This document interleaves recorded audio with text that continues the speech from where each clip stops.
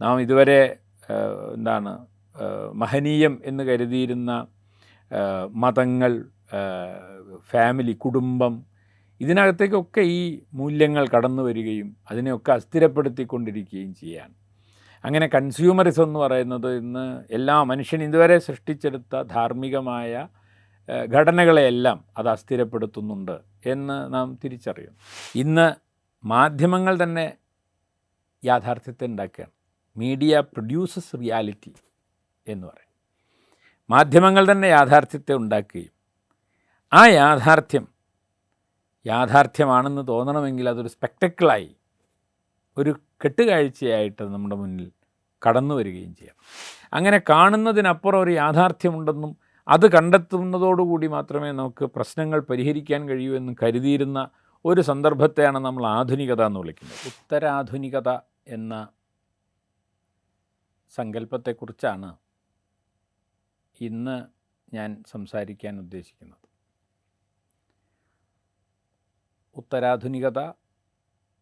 ഉത്തരാധുനികതാവാദം എന്നിങ്ങനെ രണ്ട് സങ്കല്പനങ്ങളുണ്ട്.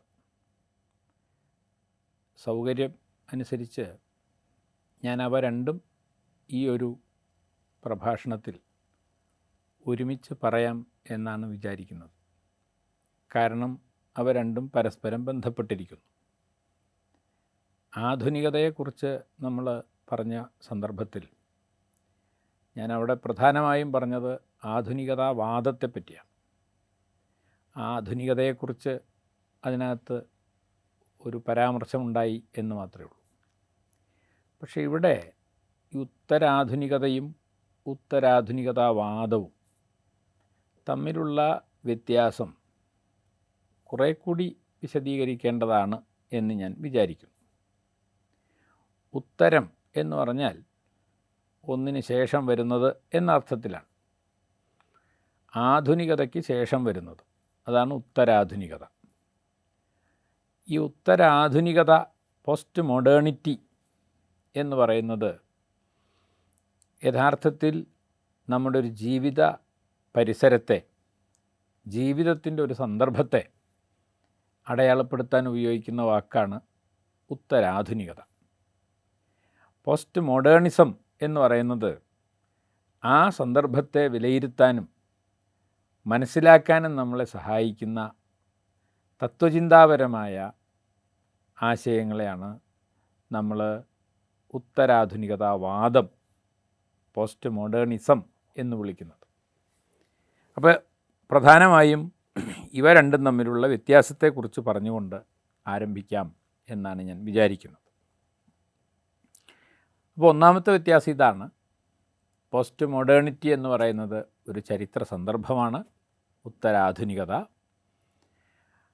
ഉത്തരാധുനികതാവാദം എന്ന് പറയുന്നത് അതിനെക്കുറിച്ചുള്ള ചിന്തയാണ്, അല്ലെങ്കിൽ അതിനോടുള്ള ബൗദ്ധികമായ പ്രതികരണങ്ങളെയാണ് പോസ്റ്റ് മോഡേണിസം എന്ന് വിളിക്കുന്നത്.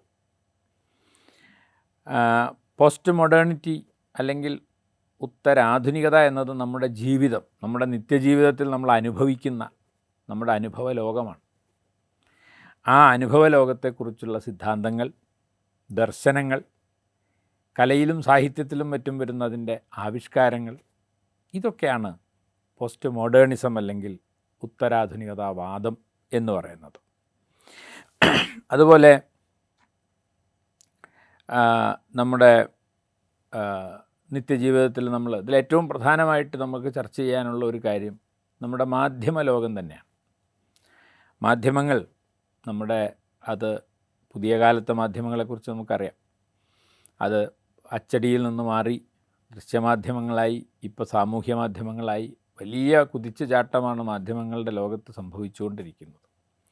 ഈ മാധ്യമ ജീവിതം നമ്മുടെ സോഷ്യാലിറ്റിയെ, നമ്മുടെ സാമൂഹികതയെ തന്നെ വലിയ തോതിൽ മാറ്റിമറിച്ചിട്ടുണ്ട് എന്ന് നമുക്കറിയാം. അങ്ങനെയുള്ള ഈ മാധ്യമങ്ങളുടെ ലോകം, ഈ സവിശേഷമായ മാധ്യമ പരിസരം എങ്ങനെയാണ് നമ്മുടെ യാഥാർത്ഥ്യത്തെപ്പറ്റിയുള്ള സങ്കല്പത്തെ മാറ്റിയത് എന്ന് ആലോചിക്കുന്നത്, ആ യാഥാർത്ഥ്യത്തെക്കുറിച്ച്, സത്യത്തെക്കുറിച്ച്, വസ്തുതകളെക്കുറിച്ച് നമ്മുടെ ബോധ്യങ്ങളെപ്പറ്റിയൊക്കെ ഗൗരവമായി ചിന്തിക്കുന്ന ആശയലോകം ഉത്തരാധുനികതാവാദത്തിൻ്റെ ഭാഗമാണ്. എന്നാൽ ആ മാധ്യമലോകത്തുള്ള നമ്മുടെ ജീവിതവും അനുഭവവും ഉത്തരാധുനികതയാണ്. അതിനെ വ്യാഖ്യാനിക്കാൻ കഴിയുന്ന സിദ്ധാന്തങ്ങളാണ് ഉത്തരാധുനികതാവാദം എന്ന് പറയുന്നത്. ആ അർത്ഥത്തിൽ എന്താണ് സംഭവിക്കുന്നത് എന്ന് പറയുന്നത് ഉത്തരാധുനികതയും അതിനെങ്ങനെ വ്യാഖ്യാനിക്കാം എന്ന് പറയുന്നത് ഉത്തരാധുനികതാവാദവുമാണ് എന്ന് ചുരുക്കി പറയാം. ഞാനത് വിശദീകരിക്കുന്നില്ല. ഉത്തരാധുനികത എന്താണ് എന്ന്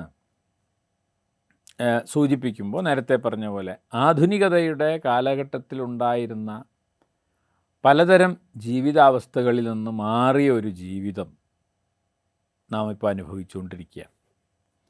ഒരുപക്ഷെ ഈ സംസാരിച്ചുകൊണ്ടിരിക്കുന്ന എന്നെപ്പോലെ ഉള്ള ആളുകൾ ഈ ആധുനികത എന്ന് വിളിക്കുന്ന ഒരു ജീവിത സന്ദർഭത്തിലും ഉത്തരാധുനികത എന്ന് വിളിക്കുന്ന ജീവിത സന്ദർഭത്തിലൂടെയും കടന്നുപോയിട്ടുണ്ട്.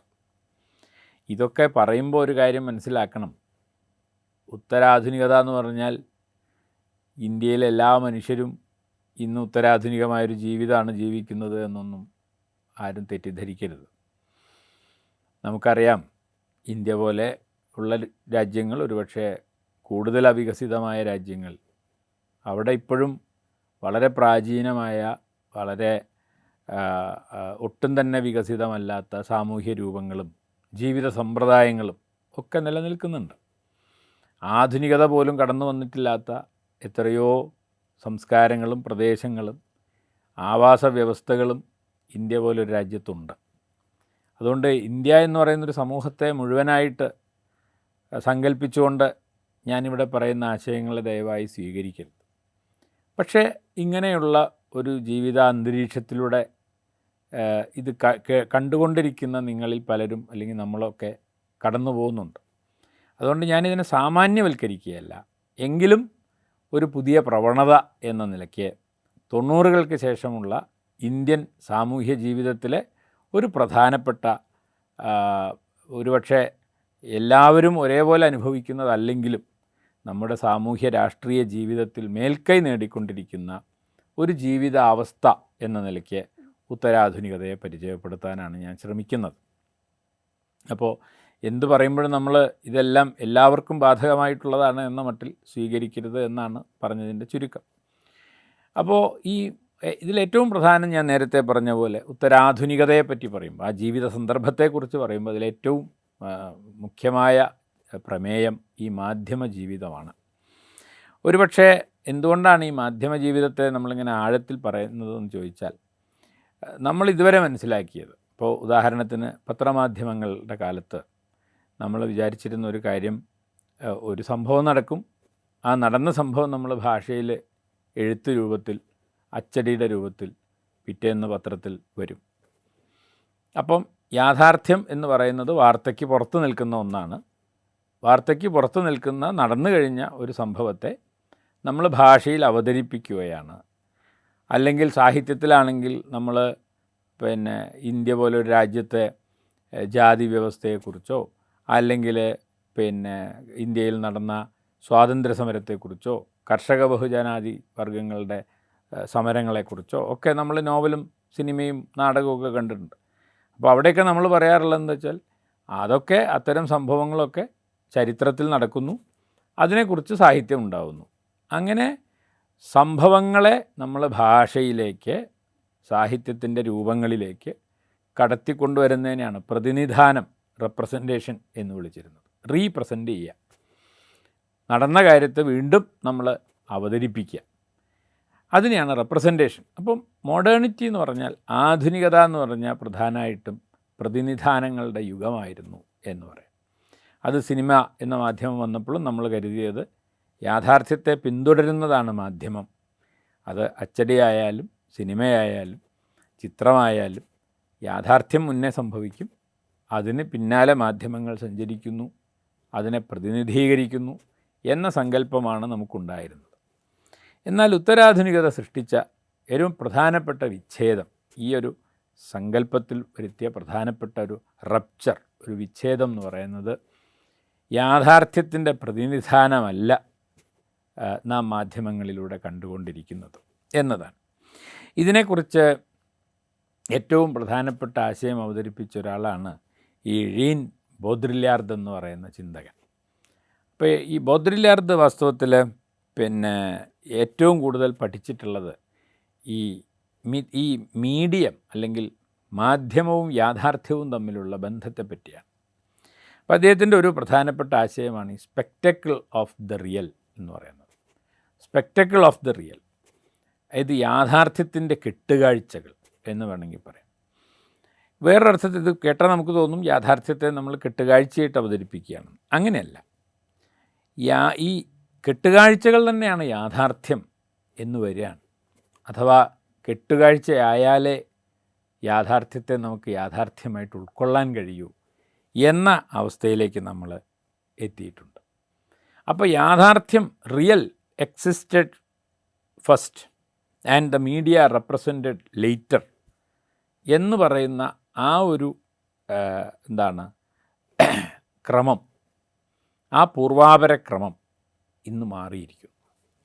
ഇന്ന് മാധ്യമങ്ങൾ തന്നെ യാഥാർത്ഥ്യത്തെ ഉണ്ടാക്കുകയാണ്. മീഡിയ പ്രൊഡ്യൂസസ് റിയാലിറ്റി എന്ന് പറയും. മാധ്യമങ്ങൾ തന്നെ യാഥാർത്ഥ്യത്തെ ഉണ്ടാക്കുകയും ആ യാഥാർത്ഥ്യമാണെന്ന് തോന്നണമെങ്കിൽ അതൊരു സ്പെക്ടക്കിളായി, ഒരു കെട്ടുകാഴ്ചയായിട്ട് നമ്മുടെ മുന്നിൽ കടന്നു വരികയും ചെയ്യണം. എന്താ ഈ സ്പെക്ടക്കിൾ എന്നുള്ളതുകൊണ്ട് ഉദ്ദേശിക്കുന്നത്? സ്പെക്ടക്കിൾ എന്നുള്ളതുകൊണ്ട് ഉദ്ദേശിക്കുന്നത് ഒരു ഈസ്തറ്റിക് എക്സ്പീരിയൻസാണ്. നമ്മൾ സാധാരണ പറയുന്നൊരു സൗന്ദര്യാനുഭൂതിയാണ്. അതായത് എന്ത് കാര്യം വളരെ നാടകീയമായി അവതരിപ്പിച്ചാലേ നമുക്കത് റിയലാണ് എന്ന് തോന്നും. എന്തിനും ഒരു ദൃശ്യപരത വന്നാൽ മാത്രമേ നമുക്കത് റിയലാണ് എന്ന് തോന്നൂ. എന്തിനേയും നമുക്ക് ഉപഭോഗം ചെയ്യാൻ കഴിയുമ്പോഴേ അതിനെ റിയലായിട്ട് നാം പരിഗണിക്കൂ.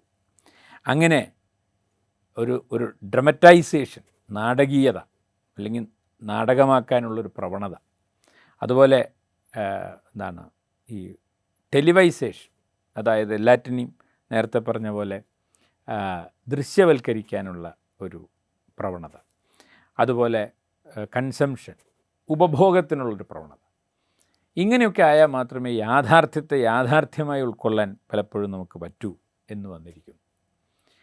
അപ്പോൾ ഒരർത്ഥത്തിൽ പറഞ്ഞാൽ ആദ്യം നമ്മൾ പറഞ്ഞിരുന്നത് യാഥാർത്ഥ്യത്തെ മാധ്യമങ്ങൾ പ്രതിനിധീകരിക്കുന്നു, റെപ്രസെൻറ്റേഷൻ്റെ ഘട്ടമായിരുന്നു. പക്ഷേ പിന്നീട് കുറച്ച് കഴിഞ്ഞപ്പോൾ നമുക്കറിയാം, നമ്മുടെ നാട്ടിലൊക്കെ പലപ്പോഴും ഇപ്പോഴും ആളുകൾ പറയും, രാഷ്ട്രീയ നേതാക്കന്മാർ പറയും, വാർത്ത വളച്ചൊടിച്ചു, യാഥാർത്ഥ്യത്തെ വക്രീകരിച്ചു എന്നൊക്കെ പലപ്പോഴും നമ്മൾ മാധ്യമങ്ങളെക്കുറിച്ച് വിമർശിക്കാറുണ്ട്. അത് വാസ്തവത്തിലൊരു ആധുനികതയുടെ സങ്കല്പമാണ്. യാഥാർത്ഥ്യത്തെ വക്രീകരിക്കുക എന്ന് പറയുന്നത്, ഡിസ്റ്റോർട്ട് ചെയ്യുക. അപ്പോൾ ഈ ഡിസ്റ്റോർഷൻ എന്ന് പറയുന്നത് ഒരു ആധുനികതയായിട്ട്, റെപ്രസെൻറ്റേഷൻ എന്ന് പറഞ്ഞാൽ ശരിക്കുള്ള ഉള്ളതിനെ ഉള്ളതായിട്ട് നമ്മൾ അവതരിപ്പിക്കുന്നതിനെയാണ് പലപ്പോഴും പ്രതിനിധാനം എന്ന് വിളിച്ചത്. അതിനെ ഡിസ്റ്റോർട്ട് ചെയ്തിട്ടും അവതരിപ്പിക്കാം എന്നുള്ളത് ആധുനികതയുടെ ഘട്ടത്തിൽ തന്നെ നമ്മൾ മനസ്സിലാക്കിയ കാര്യമാണ്. എന്നാൽ ഉത്തരാധുനികതയുടെ കാലത്ത് നമ്മൾ ഈ പ്രതിനിധാനം എന്ന് പറഞ്ഞാൽ അത് ഇമേജുകളാണ്. ഇപ്പോൾ ഞാൻ സംസാരിച്ചുകൊണ്ടിരിക്കുന്നു, ഇപ്പോൾ ഞാൻ യഥാർത്ഥത്തിലൊരു സ്റ്റുഡിയോയിലിരുന്ന് സംസാരിച്ചുകൊണ്ടിരിക്കുകയാണ്, ഇതാണ് റിയൽ. പക്ഷേ നിങ്ങൾ എന്നെ കാണാൻ പോകുന്നത് ഒരു സ്ക്രീനിൽ തെളിയുന്ന ഒരു ഇമേജായിട്ടാണ്. ആ ഇമേജ് വാസ്തവത്തിൽ ഇവിടെ ഇരിക്കുന്ന എൻ്റെ പ്രതിനിധാനമാണ്. പക്ഷേ നിങ്ങളെ സംബന്ധിച്ചിടത്തോളം ആ ഇമേജാണ് നിങ്ങളുടെ മുന്നിൽ വരുന്നത്. അപ്പോൾ ഈ റിയാലിറ്റിയെ ഇമേജ് ആക്കുന്നതായിരുന്നു ആധുനികത. എന്നാൽ ഈ ഇമേജ് തന്നെയാണ് റിയൽ എന്ന് കരുതുന്നതാണ് സിമുലേഷൻ എന്ന് ഈ ജീൻ ബോദ്രില്ലാർഡ് പറയുന്നത്. ഇമേജസ് റീപ്ലേസസ് റിയാലിറ്റി എന്നുള്ളതാണ്. ഈ പ്രതിരൂപങ്ങൾ യാഥാർത്ഥ്യത്തിന് പകരം നിൽക്കുന്നവയായിത്തീരുന്നു. അതാണ് സിമുലേഷൻ. അപ്പോൾ ഈ സിമുലേഷൻ എന്ന് പറയുന്ന ഒരു ഘട്ടത്തിലേക്ക് പോസ്റ്റ് മോഡേണിറ്റിയിൽ നമ്മൾ എത്തിച്ചേരുകയാണ്.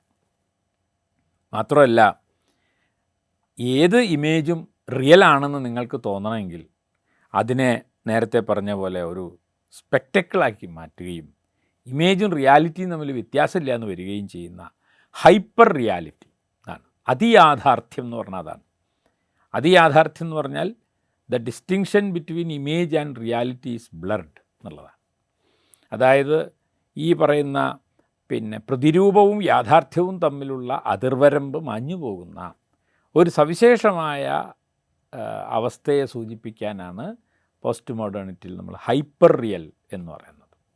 അങ്ങനെ നമ്മൾ റെപ്രസെൻറ്റേഷനിൽ നിന്ന് ഡിസ്റ്റോർഷനിൽ നിന്ന് സിമുലേഷനിൽ നിന്ന് ഹൈപ്പർ റിയാലിറ്റി, അങ്ങനെ ഘട്ടം ഘട്ടമായി നമ്മൾ യാഥാർത്ഥ്യം എന്ന് പറയുന്നത് തന്നെ ഇമേജാണ് എന്ന് വരുന്ന ഒരു സവിശേഷമായ സാഹചര്യത്തിലേക്ക് വരികയാണ്. അങ്ങനെ നമ്മളെ സംബന്ധിച്ചിടത്തോളം വാർത്ത എന്ന് പറയുന്നത് പണ്ട് ആകാശവാണിയിൽ രാവിലെയും വൈകുന്നേരവും നമ്മൾ കേൾക്കുന്ന മറ്റു പല കാര്യങ്ങളും ചെയ്യുന്നതിനിടയിൽ നമ്മൾ കേട്ടുകൊണ്ടിരിക്കുന്ന കാര്യങ്ങളായിരുന്നു വാർത്തകൾ. വാർത്ത എന്ന് പറഞ്ഞാൽ പ്രധാനമായിട്ട് രാഷ്ട്രീയ വാർത്തകളോ അല്ലെങ്കിൽ അതുപോലെ ലോകത്ത് നടക്കുന്ന മറ്റെന്തെങ്കിലും സംഭവങ്ങളെയോ ആണ് നമ്മൾ വാർത്ത എന്ന് വിളിച്ചിരുന്നത്. അല്ലാതെ ജീവിതത്തിൽ നടക്കുന്ന എല്ലാ കാര്യങ്ങളെയും നമ്മൾ വാർത്തയായിട്ട് മനസ്സിലാക്കിയിരുന്നില്ല. എന്നാൽ ഇപ്പോൾ നമ്മൾ 24/7 ന്യൂസ് ചാനലുകളാണ് നമ്മൾ കണ്ടുകൊണ്ടിരിക്കുന്നത്. അപ്പം ലോകത്തിങ്ങനെ എപ്പോഴും വാർത്ത ഉണ്ടായിക്കൊണ്ടിരിക്കുകയാണ്. കാരണം നേരത്തെ പറഞ്ഞ പോലെയാണ്, എന്തും വാർത്തയാണ്, എന്തും നിങ്ങൾക്കൊരു സ്പെക്ടക്കിൾ ആകുമ്പോൾ അത് റിയാലിറ്റിയാണ് എന്ന് വരും. അപ്പം ഈ റിയാലിറ്റി എന്ന് പറയുന്നത് 24 മണിക്കൂറും നമ്മൾ ദൃശ്യങ്ങളിലൂടെ നാം അനുഭവിക്കുന്ന ഇമേജുകളെല്ലാം റിയലായിട്ട് നമ്മുടെ ജീവിതത്തെ സ്വാധീനിക്കാൻ ആരംഭിക്കുന്നു. അതുപോലെ തന്നെ ഏതെങ്കിലും ലോകത്ത് നടക്കുന്ന ഭീകരമായ യുദ്ധങ്ങളോ പ്രകൃതി ദുരന്തങ്ങളോ ഒക്കെ നമുക്ക് നല്ല കാഴ്ചപ്പണ്ടങ്ങളായി നമ്മുടെ അടുത്തേക്ക് വന്നുകൊണ്ടിരിക്കുകയാണ്. എന്തിനെ നിങ്ങൾക്ക് ലൈവായിട്ട് അവതരിപ്പിക്കാം എന്ന് വരുന്നു. അങ്ങനെ ആ ലൈവായിട്ട് മനുഷ്യർ എന്തൊക്കെ അവതരിപ്പിക്കണം എന്നുള്ളതിനെ സംബന്ധിച്ച് നമുക്ക് ഇന്ന് യാതൊരു തരത്തിലുള്ള വിലക്കുകളും ഇല്ലാതായിരിക്കുന്നു. യുദ്ധമാവാം, അല്ലെങ്കിൽ അതിക്രമങ്ങളാവാം, അതല്ലെങ്കിൽ വളരെ പ്രൈവറ്റ് എന്ന് നമ്മൾ വിളിക്കുന്ന രഹസ്യമായി മനുഷ്യന്മാർ ചെയ്യുന്ന വളരെ വ്യക്തിപരമായ കാര്യങ്ങളാവാം. എല്ലാം നമ്മൾ ഇന്ന് ഇമേജുകളാവുകയും അതിനെല്ലാം നമ്മൾ റിയൽ എന്ന അർത്ഥത്തിൽ നമ്മൾ സ്വീകരിക്കുകയും ചെയ്യുന്നു. അപ്പോൾ ആ അർത്ഥത്തിൽ ഈ സ്പെക്ടക്കിൾ നേരത്തെ പറഞ്ഞല്ലോ, ഈ 24 മണിക്കൂറുള്ള വാർത്തകളോ അല്ലെങ്കിൽ നേരത്തെ പറഞ്ഞ പോലെ ലൈവായിട്ടുള്ള പ്രോഗ്രാമുകൾ, റിയാലിറ്റി ഷോകൾ, അതുപോലെ നമ്മൾ പറയുന്ന ഈ വൈറലാവുന്ന സോഷ്യൽ മീഡിയ സംഭവങ്ങൾ, അങ്ങനെ ഇതൊക്കെ യാഥാർത്ഥ്യമാണെന്നുള്ള മട്ടിൽ നമ്മളിതിനെല്ലാം സ്വീകരിക്കുകയാണ്. അപ്പോൾ ഏത് ഇമേജിനെയും യാഥാർത്ഥ്യമായി നാം സ്വീകരിക്കുന്നതോടെ യാഥാർത്ഥ്യവും ഇമേജും തമ്മിലുള്ള വ്യത്യാസം ഇല്ലാതായിത്തീരുന്നു. അങ്ങനെ വരുമ്പോൾ സംഭവങ്ങൾ എന്ന് പറയുന്നത്, മനുഷ്യന് 5 ഇന്ദ്രിയങ്ങളുണ്ട്. ആ 5 ഇന്ദ്രിയങ്ങളിലൂടെയും നിങ്ങൾക്ക് സംഭവങ്ങൾ ആസ്വദിക്കാം, അല്ലെങ്കിൽ സംഭവങ്ങളെ ഉൾക്കൊള്ളാം. നമ്മൾ പറയുന്ന കണ്ണ്, മൂക്ക്, നാക്ക്, ത്വക്ക്, ചെവി, ഈ 5 ഇന്ദ്രിയങ്ങളിലൂടെ നമുക്ക് ലോകത്തെ അനുഭവിക്കാം. പക്ഷേ ഇതിലേറ്റവും പ്രധാനം ഈ കണ്ണാണ് എന്നും, അങ്ങനെ ഈ ദൃശ്യം അല്ലെങ്കിൽ ശ്രവ്യം, ഈ 2 അനുഭവങ്ങളുടെ ലോകം നമ്മുടെ ബോധത്തെ തന്നെ കീഴടക്കുന്ന തരത്തിൽ ദൃശ്യ സംസ്കാരം, കാഴ്ചയുടെ കോയ്മ എന്ന് ഡോക്ടർ ടി കെ രാമചന്ദ്രനൊക്കെ വളരെ കാലം മുമ്പ് സൂചിപ്പിച്ച ഒരു വാക്കുണ്ട്. ആ അർത്ഥത്തിൽ കാഴ്ചയുടെ ഒരു കോയ്മാ ലോകം വാസ്തവത്തിൽ കടന്നു വന്നിരിക്കുന്നു. ഏത് വാർത്തയും നിങ്ങൾക്ക് കാണണം എന്നുള്ള ഒരു അവസ്ഥയിലേക്ക് മനുഷ്യരുടെ ബോധത്തിനകത്ത് ഒരു മാറ്റം സംഭവിക്കുന്നു എന്ന് പറയാം. അതുപോലെ തന്നെ ഈ വിചാരത്തെക്കാളേറെ വികാരം ആണ്. നിങ്ങൾ ഏത് വാർത്തയും നിങ്ങളെ സ്പർശിക്കുന്നത് ഇമോഷണലായിട്ടാണ്. അത് നേരത്തെ പറഞ്ഞ പോലെ ദുരന്തങ്ങളാവാം, വ്യക്തികൾ നേരിടുന്ന പ്രതിസന്ധികളാവാം, അതിനൊക്കെ നമ്മൾ വാസ്തവത്തിൽ ഇന്ന് വൈകാരികമായിട്ടാണ്. അപ്പം മനുഷ്യരെ വൈകാരികമായി സ്പർശിച്ചാൽ മാത്രമേ നിങ്ങൾക്ക് ഒരു വാർത്താമൂല്യം അല്ലെങ്കിൽ യാഥാർത്ഥ്യം എന്ന് പറയുന്ന ഒന്നിൻ്റെ മൂല്യം അനുഭവപ്പെടണമെങ്കിൽ അത് ഇമോഷണലായിട്ട് നമ്മളെ സ്പർശിക്കണം എന്ന് വരും. അതുപോലെ തന്നെ വേഗതയാണ് ചിന്തയേക്കാൾ പ്രധാനം എന്ന് വരികയാണ്. നമുക്കൊരു കാര്യത്തെക്കുറിച്ചും ചിന്തിക്കാൻ കഴിയില്ല. അപ്പം നമുക്കറിയാലോ, റീൽ എന്ന് പറയുന്ന പുതിയ മാധ്യമം, അതൊരു പുതിയ ജനുസാണ്, ഒരു പുതിയ മീഡിയ ജാനറാണ് റീൽ എന്ന് പറയുന്നത്. അതൊരു 30 സെക്കൻഡോ 1 മിനിറ്റോ ഒക്കെ ദൈർഘ്യമുള്ളതാണ് പലപ്പോഴും ഒരു റീൽ എന്ന് പറയുന്നത്. അപ്പോൾ അത് മാറിക്കഴിയുമ്പോൾ അടുത്തത് വരും. അപ്പോൾ ഈ വേഗതയാണ്. ആ വേഗതയുടെ പ്രത്യേകത എന്ന് വെച്ചാൽ ഒന്ന് കഴിയുമ്പോഴേക്കും മറ്റൊന്ന് വരും. ഒന്നിനെക്കുറിച്ച് ചിന്തിക്കുന്നതിന് മുമ്പേ മറ്റൊന്ന് വരുന്നതുകൊണ്ട് തന്നെ ചിന്ത പലപ്പോഴും അസാധ്യമായി തീരുകയും, അങ്ങനെ സ്പീഡ് റീപ്ലേസസ് റിഫ്ലക്ഷൻ എന്ന് ഈ ജീൻ ബോദ്രിലാർഡ് പറയുന്നുണ്ട്. അതുപോലെ നിങ്ങൾക്ക് എന്തെങ്കിലും ഒരു കാര്യത്തെക്കുറിച്ച് ചിന്തിച്ച് ധാരണ ഉണ്ടാക്കുന്നതിന് പകരം ഷോക്കാണ് ഏറ്റവും പ്രധാനം. ബ്രേക്കിംഗ് ന്യൂസ് എന്നാണല്ലോ നമ്മൾ പറയുന്നത്. ആ ബ്രേക്ക് എന്നുള്ള വാക്ക് തന്നെ ഒരു ഷോക്കാണുള്ളത്. അപ്പോൾ ഒരു വാർത്തയെക്കുറിച്ച് ചിന്തിക്കാൻ നിങ്ങൾക്ക് സമയമില്ല. ആ ചിന്തിക്കുന്നതിന് മുന്നേ തന്നെ അടുത്ത വാർത്ത വരും. ഓരോ വാർത്തയും നമ്മളിൽ ആഘാതം സൃഷ്ടിച്ചുകൊണ്ടിരിക്കും.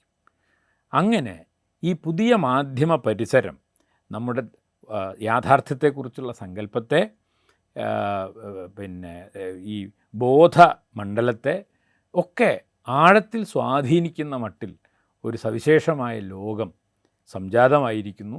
ഇന്ത്യൻ സാഹചര്യത്തിൽ പറഞ്ഞാൽ അത് 90-കൾക്ക് ശേഷം ഈ നവലിബറൽ നയങ്ങൾ നടപ്പാക്കി പുതിയ ഒരു ഉപഭോഗ സംസ്കാരവും മാധ്യമ സംസ്കാരവും ഇന്ത്യയിൽ ആവിർഭവിച്ചതിന് ശേഷമാണ് ഈ ഉത്തരാധുനികതയുടെ ഒരു ജീവിത പരിസരത്തിലേക്ക് നമ്മൾ വലിച്ചെറിയപ്പെട്ടത് എന്ന് പറയാം. അപ്പം യുദ്ധമായാലും നേരത്തെ പറഞ്ഞ പോലെ ഈ അതിക്രമങ്ങളായാലും അതെല്ലാം ഇന്ന് നമുക്ക് പിന്നെ ദൃശ്യങ്ങളായിട്ട് വരികയാണ്. ഇന്ന് വാർത്തകളായിട്ട് പലപ്പോഴും നമ്മൾ ചർച്ച ചെയ്തുകൊണ്ടിരിക്കുന്നത് വളരെ പ്രൈവറ്റായിട്ടുള്ള കാര്യങ്ങളാണ്. ഞാനത് വിശദീകരിക്കേണ്ട ആവശ്യമില്ല. കേരളത്തിലിപ്പോഴുള്ള മീഡിയയിൽ തന്നെ ചർച്ച ചെയ്യുന്ന വിഷയങ്ങൾ നിങ്ങൾക്ക് നോക്കിയാൽ മനസ്സിലാവും. രാഷ്ട്രീയ നേതാക്കന്മാരെക്കുറിച്ചും ഒക്കെ നമ്മൾ സംസാരിക്കും. പക്ഷേ അവരുടെ രാഷ്ട്രീയത്തെക്കുറിച്ചല്ല, അവരുടെ വ്യക്തി ജീവിതത്തെക്കുറിച്ചാണ് നമ്മൾ സംസാരിക്കുന്നത്.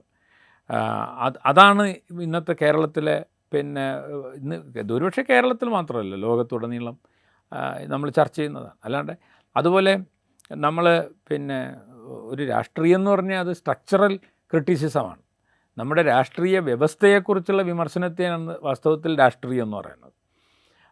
അപ്പോൾ ഒരു ഗവൺമെൻറ് നടത്തുന്ന പ്രവർത്തനങ്ങളെക്കുറിച്ചൊക്കെയുള്ള വിശകലനാത്മകമായിട്ടുള്ള വിലയിരുത്തലുകളാണ് യഥാർത്ഥത്തിൽ ഒരു പ്രതിബദ്ധതയുള്ള രാഷ്ട്രീയം എന്ന് പറഞ്ഞു. ഇന്ന് നമ്മൾ അതിന് പകരം നേരത്തെ പറഞ്ഞ പോലെ വളരെ നൈമിഷികമായിട്ട് ഈ സ്കാം എന്ന് പറയുന്നതാണ് നമ്മൾ രാഷ്ട്രീയത്തിലൊരു പ്രധാന സംഭവം. ഏത് കക്ഷി ഭരിക്കുകയാണെങ്കിലും മറുകക്ഷി എന്തെങ്കിലും അഴിമതി കൊണ്ടുവരിക, അല്ലെങ്കിൽ ഇതുപോലെ എന്തെങ്കിലും തരത്തിലുള്ള ചില ആരോപണങ്ങൾ ഉന്നയിക്കുക. ഈ ആരോപണമാണ് വിമർശനം എന്ന് നമ്മൾ മനസ്സിലാക്കുകയാണ് ഇപ്പോൾ. അതോടുകൂടി സംവാദങ്ങളില്ലാതായിത്തീരുകയും വിവാദങ്ങളുടെ ഒരു മണ്ഡലം രൂപപ്പെടുകയും ചെയ്യുന്നു. ഇതൊക്കെ ഈ പോസ്റ്റ് മോഡേണിറ്റിയുടെ പ്രത്യേകതകളാണ് എന്നാണ് ഞാൻ പറഞ്ഞതിൻ്റെ അർത്ഥം. അപ്പോൾ ഇങ്ങനെ സവിശേഷമായിട്ടുള്ളൊരു കാവോട്ടിക് എന്ന് പറയാവുന്ന വളരെ വളരെ അവ്യവസ്ഥിതമായ ഒരു ലോകക്രമം, അല്ലെങ്കിൽ ലോകത്തിൻ്റെ ക്രമരാഹിത്യം എന്ന് പറയാം. അതാണ് കുറച്ചുകൂടി ശരി. ലോകക്രമം എന്ന് പറയുന്നതിനേക്കാൾ ലോകത്തൊരു ക്രമരാഹിത്യം രൂപപ്പെട്ടു വരുന്നു എന്നതാണ് പ്രത്യേകത.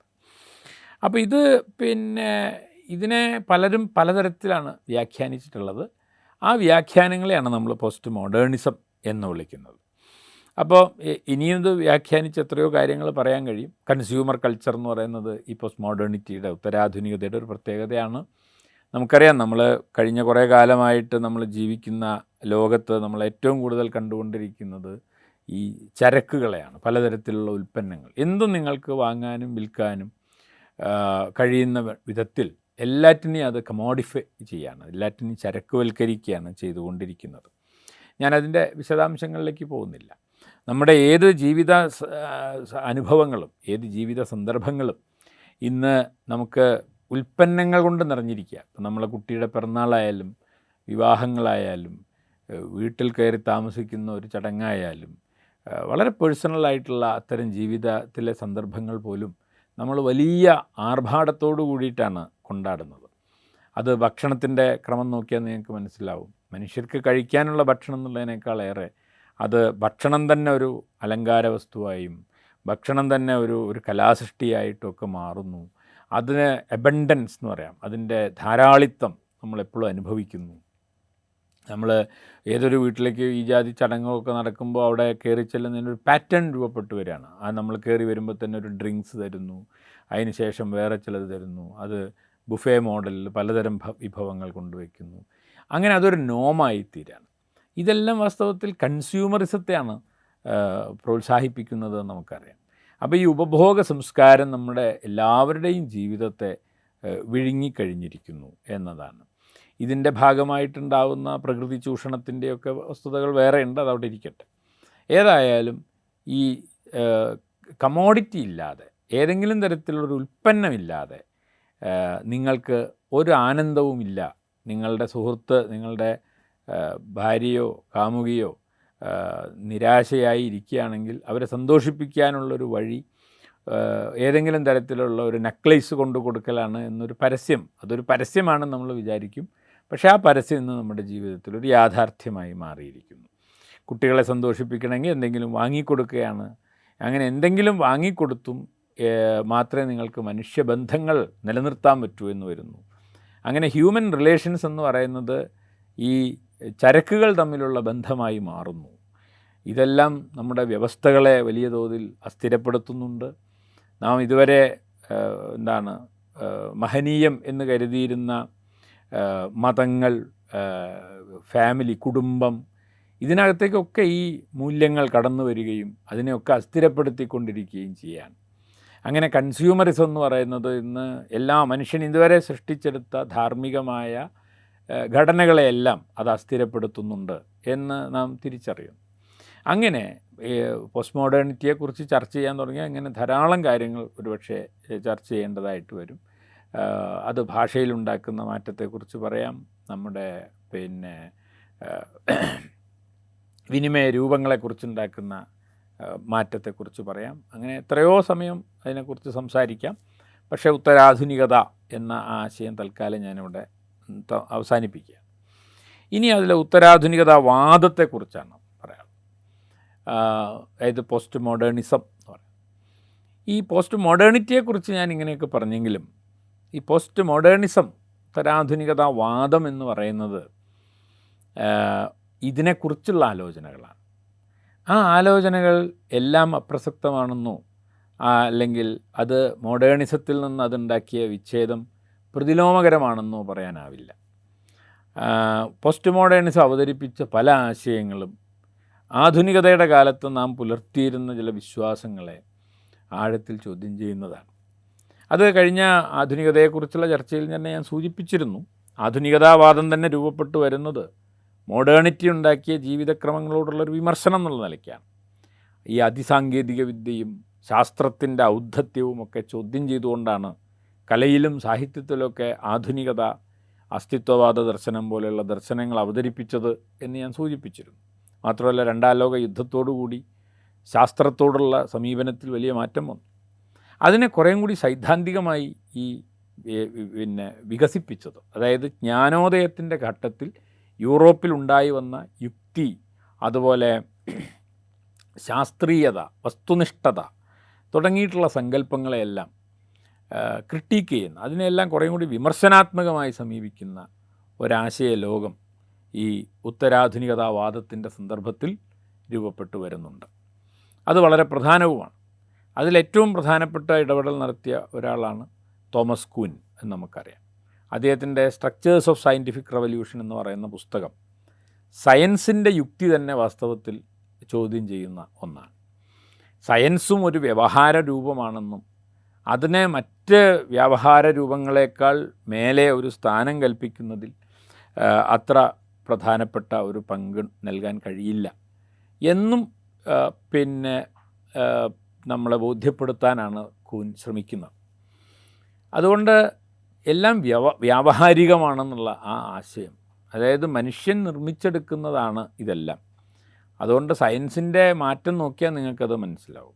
ന്യൂട്ടോണിയൻ മെക്കാനിക്സിൽ നിന്ന് നമ്മൾ ഐൻസ്റ്റീനിലേക്കും പിന്നീട് അവിടെ നിന്ന് നമ്മൾ ക്വാണ്ടം മെക്കാനിക്സിലേക്കും ഒക്കെ വരുമ്പോൾ അത് യഥാർത്ഥത്തിൽ സൃഷ്ടിക്കുന്ന വ്യതിയാനം എന്ന് പറയുന്നത് അത് ഭാഷയിലും നമ്മുടെ വിചാര മാതൃകകളിലും ഉണ്ടാക്കിയിട്ടുള്ള വിച്ഛേദം തന്നെയാണ്. പാരഡൈം ഷിഫ്റ്റാണ്. ആ പാരഡൈം ഷിഫ്റ്റ് എന്ന് പറയുന്നത് യാഥാർത്ഥ്യവുമായിട്ടുള്ള ബന്ധം എന്നതിനേക്കാൾ മനുഷ്യൻ്റെ ചിന്താരൂപങ്ങളിൽ വരുന്ന വിച്ഛേദമാണ് സയൻസിൻ്റെ വിച്ഛേദമായിട്ട് പലപ്പോഴും നമ്മൾ മനസ്സിലാക്കുന്നത്. അപ്പോൾ അത് മനുഷ്യൻ്റെ തന്നെ ചിന്തയുടെയും മറ്റും പരിമിതികളെ മറികടക്കുകയും അതിനെ പുതിയ ഭാഷയിൽ നമ്മൾ അവതരിപ്പിക്കുകയാണ് ചെയ്യുന്നത്. അതുകൊണ്ട് സയൻസിൻ്റെ മെത്തഡോളജി എന്ന് പറഞ്ഞാൽ അത് നമ്മൾ ഹ്യൂമാനിറ്റീസിൻ്റെയും സോഷ്യൽ സയൻസിൻ്റെയും ഒക്കെ രീതിശാസ്ത്രത്തിൽ നിന്ന് വളരെ വിഭിന്നമായ ഒന്നാണെന്ന് പറയാൻ കഴിയില്ല. ആധുനികതയുടെ കാലത്ത് നമ്മളെല്ലാ വിഷയങ്ങളെയും ശാസ്ത്രീയമാക്കാനും നേരത്തെ പറഞ്ഞ പോലെ യുക്തി അധിഷ്ഠിതമാക്കാനും അങ്ങനെ സയൻസിന് മറ്റുള്ള ജ്ഞാന പദ്ധതികളേക്കാൾ മേൽക്കോയ്മ കൽപ്പിക്കുകയും ചെയ്തൊരു ഘട്ടമായിരുന്നു ആധുനികത. എന്നാൽ ഉത്തരാധുനികത ആ മേൽക്കോയ്മയെ ചോദ്യം ചെയ്യുകയും സയൻസിനെയും വ്യാവഹാരികമായി കാണുകയും ചെയ്യുന്ന ഒരു സവിശേഷ ഘട്ടം രൂപപ്പെട്ടിട്ടുണ്ട്. എന്നാൽ ഇങ്ങനെ സയൻസിനുണ്ടായിരുന്ന പദവിയെ ചോദ്യം ചെയ്യുക വഴി പലപ്പോഴും വളരെ പ്രാചീനമായ അന്ധവിശ്വാസജടിലമായ ജ്ഞാനരൂപങ്ങളും സയൻസിൻ്റെ അതേ പദവിയിൽ കടന്നു വരുന്നതിനെക്കുറിച്ച് വളരെ കൃത്യമായ വിമർശനം യഥാർത്ഥത്തിൽ ഉന്നയിക്കപ്പെട്ടിട്ടുണ്ട് എന്ന കാര്യവും നാം ഈ ഘട്ടത്തിൽ അറിഞ്ഞിരിക്കണം. അതായത് ഏത് പുരാണത്തെയും ഏത് മിത്തിനെയും നിങ്ങൾക്ക് സയൻസിനോടൊപ്പം അവതരിപ്പിക്കാം എന്ന് വരുന്നതിനെ സംബന്ധിച്ച് മീരാനന്ദയെപ്പോലെയുള്ള ശാസ്ത്രജ്ഞർ തന്നെ വലിയ വിമർശനം ഉന്നയിച്ചിട്ടുണ്ട്. അതുകൊണ്ട് ഞാൻ ഈ പറയുമ്പോൾ തോമസ് കൂൻ അവതരിപ്പിച്ച ആശയങ്ങൾ ഉത്തരാധുനികതാവാദത്തോടെ ഒപ്പം നമ്മൾ പറയുമ്പോൾ തന്നെ അതിനെ വിമർശിക്കുന്ന മീരാനന്ദയെപ്പോലുള്ള ആളുകളുടെ വായനകളും നാം ഇവിടെ ചേർത്ത് വെക്കേണ്ടതാണ്. കാരണം ഇതൊക്കെ നമ്മളെ സംബന്ധിച്ചിടത്തോളം ഇതിൽ ആരെങ്കിലും ഒരാൾ ഉത്തരാധുനികതാവാദിയാവുക എന്നതിനേക്കാൾ പ്രധാനം നാം ഇതൊക്കെ മനസ്സിലാക്കുകയും നമ്മുടെ ജീവിതത്തെ തന്നെ കുറേ കൂടി സൂക്ഷ്മമായിട്ട് അറിയാൻ ഇത്തരം ആലോചനകൾ അതിനകത്ത് തന്നെയുള്ള വൈരുദ്ധ്യങ്ങളെ മനസ്സിലാക്കാനുമാണ് വാസ്തവത്തിൽ നമ്മൾ ശ്രമിക്കേണ്ടത് എന്നെനിക്ക് തോന്നുന്നു. രണ്ടാമത്തെ ഒരു കാര്യം, നമ്മൾ നേരത്തെ പറഞ്ഞ പോലെ അധികാരം എന്ന് പറയുന്നൊരു സങ്കല്പം ഈ ഉത്തരാധുനികതാവാദത്തിൽ ഏറ്റവും പ്രധാനപ്പെട്ട ചിന്തകരിൽ ഒരാളാണ് മിഷേൽ ഫൂക്കോ. മിഷേൽ ഫൂക്കോ അവതരിപ്പിച്ച ആശയങ്ങൾ വലിയ മാറ്റമാണ് നമ്മുടെ രാഷ്ട്രീയ മുന്നേറ്റങ്ങളിൽ പോലും ഉണ്ടാക്കിയിട്ടുള്ളത്. അദ്ദേഹം പ്രധാനമായിട്ടും പറഞ്ഞൊരു കാര്യം, നാം അതുവരെയും അധികാരം എന്ന് പറയുന്ന ഒരു സങ്കല്പത്തെ മനസ്സിലാക്കിയിരുന്നത് ഭരണകൂടവുമായിട്ടും സ്ഥാപനങ്ങളുമായും ബന്ധപ്പെടുത്തിക്കൊണ്ടാണ്. അതുകൊണ്ട് അധികാരം എന്നുള്ളത് എപ്പോഴും നമ്മൾ മുകളിൽ നിന്ന് താഴേക്ക് അടിച്ചമർത്തപ്പെടുന്ന അല്ലെങ്കിൽ ചെലുത്തപ്പെടുന്നതോ ആയ ഒന്നാണ് അധികാരം എന്ന അതൊരു ബലമാണെന്നുള്ള മട്ടിലാണ് നമ്മൾ കണക്കാക്കിയത്. എന്നാൽ ഏത് മനുഷ്യ വ്യവഹാരങ്ങൾക്കിടയിലും അധികാരത്തിൻ്റെ സൂക്ഷ്മ രൂപങ്ങൾ പ്രവർത്തിക്കുന്നുണ്ട് എന്നും അങ്ങനെ അത് ഡിസിമിനേറ്റ് ചെയ്യാൻ, പവർ എന്ന് പറയുന്നത് വാസ്തവത്തിൽ ഡിസിമിനേറ്റ് ചെയ്യാനെന്നുള്ള ആശയം അദ്ദേഹം അവതരിപ്പിക്കുന്നുണ്ട്. വളരെ വിശദീകരിക്കേണ്ടതാണ്, സമയമില്ലാത്തതുകൊണ്ട് ഞാനതിനെ വിപുലീകരിക്കുന്നില്ല.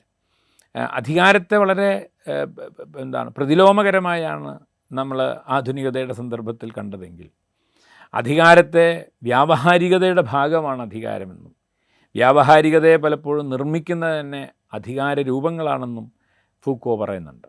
അതുകൊണ്ട് ഈ പവറും ഡിസ്കോഴ്സും തമ്മിലുള്ള ബന്ധം, ഈ അധികാരം എന്നുള്ള വാക്ക് തന്നെ വേണ്ടത്ര ശരിയായൊരു വാക്കല്ല. പവർ എന്നുള്ളതിന് പലപ്പോഴും ഫൂക്കോ ഉപയോഗിക്കുന്ന ഒരു ശക്തി എന്നർത്ഥവും കൂടിയാണ്. ഏതായാലും പവറും ഡിസ്കോഴ്സും തമ്മിൽ, ഈ അധികാരവും വ്യവഹാരവും തമ്മിലുള്ള ബന്ധത്തെപ്പറ്റി അദ്ദേഹം വളരെ ഗഹനമായ പഠനങ്ങളാണ് നടത്തുന്നത്. അങ്ങനെ മനുഷ്യൻ എല്ലാം ഈ വ്യാവഹാരികമായി നിർമ്മിച്ചെടുക്കുകയാണെന്നും അതിനകത്തെല്ലാം അധികാരം പ്രവർത്തിക്കുന്നുണ്ടെന്നും അദ്ദേഹം പറയുന്നു. അങ്ങനെ ചരിത്രം എന്ന് പറഞ്ഞാൽ പൊതുവേ നമ്മൾ പൊളിറ്റിക്കൽ ഹിസ്റ്ററിയാണ് എഴുതിക്കൊണ്ടിരുന്നത്, രാഷ്ട്രീയ ചരിത്രത്തെയാണ് നമ്മൾ ചരിത്രം എന്ന് പറയുന്നത്. പക്ഷേ നാം ചെയ്യുന്ന എല്ലാ പ്രവൃത്തികൾക്കും അതിൻ്റേതായ ചരിത്രമുണ്ട്. പ്രധാനമായും നമ്മുടെ ചരിത്രം എന്ന് പറഞ്ഞാൽ തോമസ് കൂൻ പറഞ്ഞ പോലെ അത് പാരഡൈമുകളുടെ ചരിത്രമാണ്, നമ്മളുടെ വിചാരമാതൃകകളുടെ ചരിത്രമാണ്, ലോകത്തെ നമ്മൾ നോക്കിക്കാണാൻ ഉപയോഗിക്കുന്ന വിചാരമാതൃകകളുടെ ചരിത്രമാണ്. ആ വിചാരമാതൃകകളാണ് അറിവുണ്ടാക്കുന്നത്. അപ്പോൾ ഈ അറിവ് എന്ന് പറയുന്നത് തന്നെ അധികാരവുമായി ബന്ധപ്പെട്ടതാണ് എന്ന് അദ്ദേഹം പറയുന്നു. അങ്ങനെയാണ് ഭ്രാന്ത് എന്ന് പറഞ്ഞാൽ നമ്മൾ വിചാരിച്ചത് അത് വളരെ ജൈവികമായൊരു കാര്യമാണ്, അല്ലെങ്കിൽ നമ്മുടെ ബോഡിയിലുണ്ടായിട്ടുള്ള ഹോർമോണുകളുടെയോ അല്ലെങ്കിൽ ന്യൂറോണുകളുടെയോ ഒക്കെ പ്രശ്നം കൊണ്ടുണ്ടാവുന്നതാണ് ഈ ഉന്മാദം എന്ന് നമ്മൾ വിചാരിച്ചു. പക്ഷേ ഫൂക്കോ അത് തെളിയിച്ചത്, അല്ലെങ്കിൽ അദ്ദേഹം പറയാൻ ശ്രമിച്ചത്, അദ്ദേഹം ഹിസ്റ്ററി ഓഫ് മാഡ്നസ്, ഈ ഉന്മാദത്തിൻ്റെ ചരിത്രം പരിശോധിച്ചപ്പോൾ അദ്ദേഹത്തിന് മനസ്സിലായി അതും നിർമ്മിക്കപ്പെട്ടതാണ്. നിങ്ങൾ ചിലതിനെ എബറേഷനായിട്ട്, ചിലതിനെ നിങ്ങൾ സ്റ്റാൻഡർഡൈസ് ചെയ്യുന്നു, ചിലതിനെ നിങ്ങൾ മാനകീകരിക്കുന്നു. ആ മാനകീകരിക്കപ്പെട്ട പെരുമാറ്റത്തിൽ നിന്ന് വ്യത്യസ്തമായ മറ്റൊരു പെരുമാറ്റം കാണുമ്പോൾ നിങ്ങളതിനെ ഉന്മാദമായോ ഭ്രാന്തായോ കൽപ്പിക്കുന്നു. പക്ഷേ ഒരു ഘട്ടത്തിൽ ഉന്മാദമായത് പിന്നൊരു ഘട്ടത്തിൽ അങ്ങനെ അല്ലാതായിത്തീരുന്നു. അപ്പോൾ ഇതൊക്കെ എന്തുകൊണ്ടാണ് അങ്ങനെ മാറുന്നത്? അത് നിങ്ങളുടെ വിചാരമാതൃകയിൽ വന്ന വ്യത്യാസം കൊണ്ടാണ് എന്ന് ഫൂക്കോ പറയും. അതേപോലെ തന്നെയാണ് സെക്ഷുവാലിറ്റി. ലൈംഗികത എന്ന് പറയുന്നത് മനുഷ്യൻ്റെ ജൈവികമായ ഒരു കാര്യമായിട്ടാണ് നമ്മൾ മനസ്സിലാക്കിയിരുന്നത്. എന്നാൽ അതും നിർമ്മിക്കപ്പെടുന്നതാണ് എന്ന് ഫൂക്കോ പറയുന്നു. അങ്ങനെ ലൈംഗികതയെപ്പറ്റി, ഉന്മാദത്തെപ്പറ്റി, ശിക്ഷയെപ്പറ്റി, കുറ്റത്തെപ്പറ്റി ഒക്കെ നമുക്കുണ്ടായിരുന്ന ധാരണകളെ ഫൂക്കോ വാസ്തവത്തിൽ ഈ വ്യാവഹാരികമായി പഠിക്കാൻ ശ്രമിക്കുകയും ഇതെല്ലാം ഈ ആധുനികത ഉൽപ്പാദിപ്പിച്ച ജ്ഞാനരൂപങ്ങൾ ഉണ്ടാക്കിയ ചില വിപരീതങ്ങളാണ്, ദ്വന്ദ്വങ്ങളാണ് എന്ന് അദ്ദേഹത്തിന് മനസ്സിലാവുകയും അങ്ങനെ നമ്മുടെ എല്ലാതരം ഈ ധാരണകളെയും നേരത്തെ പറഞ്ഞ വിചാരമാതൃകകളെയും അപനിർമ്മിക്കാനാണ് യഥാർത്ഥത്തിൽ ഫൂക്കോ ശ്രമിച്ചത് എന്ന് പറയാം. ഫൂക്കോയുടെ ഈ സങ്കല്പങ്ങളൊക്കെ ഇന്നത്തെ നമ്മുടെ സൂക്ഷ്മ രാഷ്ട്രീയത്തെ സംബന്ധിച്ചിടത്തോളം, പേഴ്സണലിസ്റ്റ് പൊളിറ്റിക്കൽ എന്ന് പറയുന്ന വളരെ പ്രസിദ്ധമായ ആശയത്തെ സംബന്ധിച്ചിടത്തോളം, നമ്മൾ പറയുന്ന ഐഡൻറ്റിറ്റി പൊളിറ്റിക്സിനെ സംബന്ധിച്ചിടത്തോളം ഒക്കെ വളരെ പ്രധാനപ്പെട്ട ആശയ ദൃഢതയുണ്ടാക്കുന്നതിൽ ഫൂക്കോയുടെ ആശയങ്ങൾക്ക് വലിയ പങ്കുണ്ട്. അതുകൊണ്ടാണ് ഞാൻ പറഞ്ഞത്, ഇതിനെ മുഴുവൻ നമുക്ക് റിയാക്ഷണറി ആയിട്ടോ പ്രതിലോമകരമായിട്ട് കാണാൻ കഴിയില്ല. അതേപോലെ തന്നെയാണ് ഞാൻ ഇതിനകത്ത് പറഞ്ഞ അപനിർമ്മാണം എന്ന വാക്ക് ഞാൻ സൂചിപ്പിച്ചു. അത് ദറിത അവതരിപ്പിക്കുന്നതാണ്. അങ്ങനെ ദറിത അവതരിപ്പിക്കുന്ന ആശയത്തിൽ ഏറ്റവും പ്രധാനം, നമ്മളെപ്പോഴും മാർക്സ് അദ്ദേഹത്തിൻ്റെ വിശകലനത്തിൽ നാം പുറത്തേക്ക് കാണുന്ന ഈ സാമൂഹ്യ ജീവിതത്തിൻ്റെ പുറകിൽ ഒരു വർഗ്ഗഘടന പ്രവർത്തിക്കുന്നുണ്ട് എന്ന് മാർക്സ് സൂചിപ്പിച്ചിരുന്നു. ഫ്രോയിഡ് നമ്മൾ കാണുന്ന ബോധമനസ്സിനപ്പുറം നമ്മളെ മുഴുവൻ നിയന്ത്രിച്ചു കൊണ്ടിരിക്കുന്ന ഒരബോധ മനസ്സുണ്ട് എന്ന് പറഞ്ഞിരുന്നു. അങ്ങനെ കാണുന്നതിനപ്പുറം ഒരു യാഥാർത്ഥ്യമുണ്ടെന്നും അത് കണ്ടെത്തുന്നതോടുകൂടി മാത്രമേ നമുക്ക് പ്രശ്നങ്ങൾ പരിഹരിക്കാൻ കഴിയൂ എന്ന് കരുതിയിരുന്ന ഒരു സന്ദർഭത്തെയാണ് നമ്മൾ ആധുനികത എന്ന് വിളിക്കുന്നത്. എന്നാൽ ദറിത പറയാൻ ശ്രമിക്കുന്നത്, നാം ഈ കാണുന്നത് തന്നെയാണ് യാഥാർത്ഥ്യം, അതിൻ്റെ പുറകിലൊരു മെറ്റാഫിസിക്കൽ പ്രസൻസ്, ഒരു അതിഭൗതിക യാഥാർത്ഥ്യമായിട്ട് അല്ലെങ്കിൽ അതിഭൗതികതയുടെ സാന്നിധ്യം തേടുന്ന ഈ യൂറോപ്യൻ മെറ്റാഫിസിക്സിൻ്റെ ചരിത്രത്തെ തന്നെ ദറിത ചോദ്യം ചെയ്യുകയാണ് ചെയ്യുന്നത്.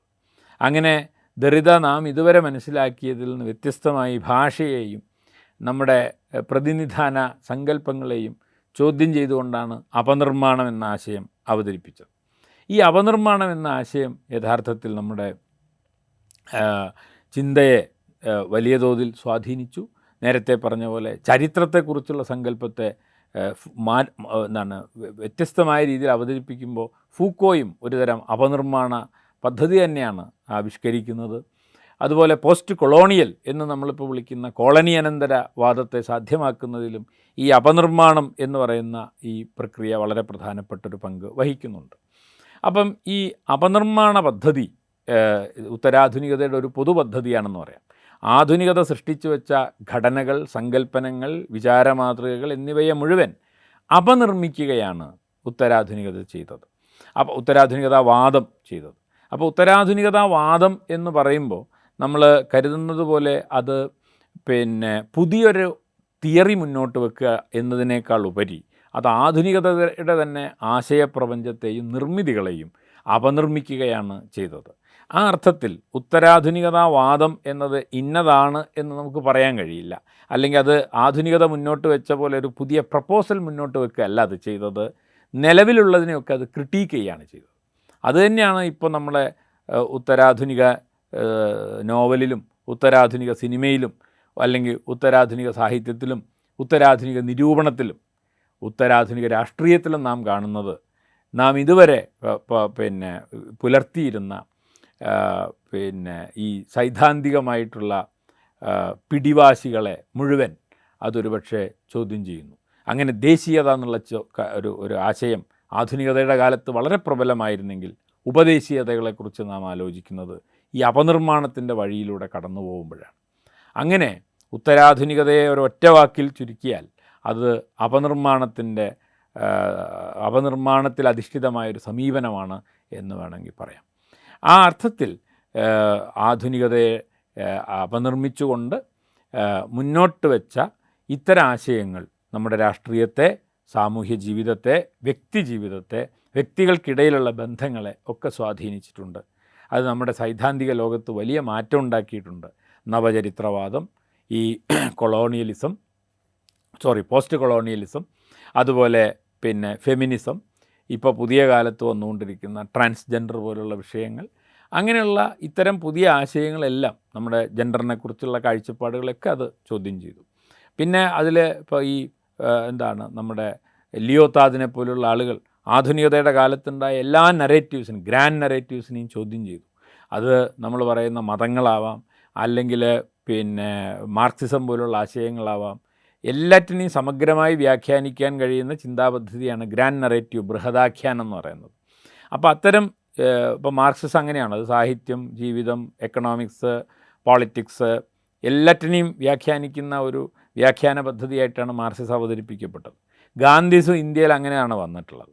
അതുപോലെ എല്ലാറ്റിനെയും സമഗ്രമായി വ്യാഖ്യാനിക്കാൻ ശ്രമിക്കുന്ന ഇത്തരം വ്യാഖ്യാനം. ഇപ്പോൾ ഫ്രോയിഡ് അങ്ങനെയായിരുന്നു. അദ്ദേഹം അവതരിപ്പിച്ച മനഃശാസ്ത്ര സിദ്ധാന്തങ്ങളാണെങ്കിലും അത് നമ്മൾ സാഹിത്യത്തിലും സിനിമയിലും ഈ പറഞ്ഞ പോലെ രാഷ്ട്രീയ വ്യവഹാരങ്ങളെയൊക്കെ മനസ്സിലാക്കാൻ ഫ്രോയിഡിന് ഉപയോഗിക്കുന്ന ഒരു പ്രവണത നമുക്കുണ്ടായിരുന്നു. അങ്ങനെ എല്ലാറ്റിനെയും വ്യാഖ്യാനിക്കാൻ കഴിയുന്നൊരു വിചാര മാതൃക എന്ന ഈ ഗ്രാൻഡ് നറേറ്റീവ്സിൻ്റെ പദവിയെ ലിയോത്താദ് ചോദ്യം ചെയ്യുകയും ഗ്രാൻഡ് നറേറ്റീവ്സിൻ്റെ അന്ത്യമാണ് പിന്നെ ഉത്തരാധുനികത എന്ന് പറയുകയും ചെയ്തു. എന്നാൽ ഫ്രെഡറിക് ജെയിംസിനെ പോലുള്ള മാർക്സിസ്റ്റുകൾ അവരെ സംബന്ധിച്ചിടത്തോളം അവർ തീർച്ചയായിട്ടും ഈ പോസ്റ്റ് മോഡേണിസം മുന്നോട്ട് വെച്ച ആശയങ്ങളോട് ക്രിയാത്മകമായി പ്രതികരിക്കുകയും ക്ലാസിക്കൽ മാർക്സിസം വിശദീകരിക്കാത്ത പല കാര്യങ്ങളെയും ഉത്തരാധുനികത വിശദീകരിക്കുന്നുണ്ട് എന്ന കാര്യത്തെ അംഗീകരിക്കുകയും ചെയ്യുമ്പോൾ തന്നെയും ഉത്തരാധുനികത എന്ന് നമ്മൾ സവിശേഷമായി വിളിക്കുന്ന ഈ ചരിത്ര സന്ദർഭം അത് ലേറ്റ് ക്യാപിറ്റലിസത്തിൻ്റെ ഈ പിന്നെ പിൽക്കാല മുതലാളിത്തത്തിൻ്റെ സവിശേഷമായ സാംസ്കാരിക ജീവിതം രാഷ്ട്രീയ ജീവിതവുമാണ് എന്ന് അദ്ദേഹം പറയുന്നുണ്ട്. അങ്ങനെ ബൃഹദാഖ്യാനങ്ങളുടെ അന്ത്യമായി ലിയോത്താദും ലേറ്റ് ക്യാപിറ്റലിസത്തിൻ്റെ പിൽക്കാല മുതലാളിത്തത്തിൻ്റെ യുക്തിയായി ഫ്രെഡറിക് ജെയിംസണും ഉത്തരാധുനികതയെ അവതരിപ്പിക്കുന്നു. അത് കെട്ടുകാഴ്ചകൾ യാഥാർത്ഥ്യമായി വരുന്ന സവിശേഷമായ മാധ്യമ പരിസരമാണ് എന്ന് നേരത്തെ പറഞ്ഞ ജീൻ ബോദറിയാർഡ് പറയുന്നു. അങ്ങനെ ഇതിനെ മുഴുവൻ പലതരത്തിൽ വ്യാഖ്യാനിക്കാനും വിശദീകരിക്കാനും കഴിയുന്ന വിധത്തിലുള്ള സിദ്ധാന്തങ്ങൾ ദെറിദയെപ്പോലെയും മിഷേൽ ഫൂക്കോയെപ്പോലെയും ഒക്കെയുള്ള ആളുകൾ അവതരിപ്പിക്കുന്നു. ഇതെല്ലാം കൂടി ചേർന്ന് വരുന്ന സവിശേഷമായൊരു ചിന്താ പരിസരത്തിനെയാണ് നാം ഉത്തരാധുനികതാവാദം എന്ന് വിളിക്കുന്നത്. നാം ഇന്ന് കടന്നുപോയിക്കൊണ്ടിരിക്കുന്ന ജീവിത പരിസരത്തെയാണ് പലപ്പോഴും നമ്മൾ ഉത്തരാധുനികത എന്ന് വിളിക്കുന്നത്. വളരെ വിശദീകരിക്കേണ്ട രണ്ട് സങ്കല്പനങ്ങളാണ്. വളരെ ചുരുക്കി അതിനൊരു ആമുഖം പറഞ്ഞു എന്ന് മാത്രം.